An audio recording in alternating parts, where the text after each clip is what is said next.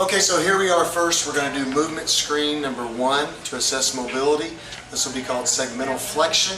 This is assessing posterior chain mobility. So we have Shannon here with us today to do all of our mobility screening. So we're going to be looking for 4 points in each mobility screen that we perform.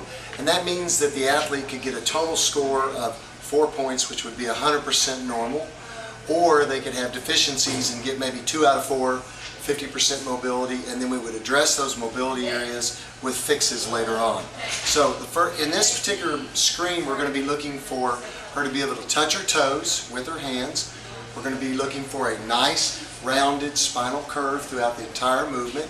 We're also going to be looking for movement of her hips backward and movement back into the posterior region. And then lastly, we're going to be looking for no deviation of the spine during flexion or during the movement. So we're going to have Shannon bend forward and touch her toes. First thing we see is the movement of her hips backward into the posterior chain. We see she can touch her hands to her feet easily. We see a nice rounded curve here, which is what we want. And then we see no deviation from the midline. So Shannon, stand up.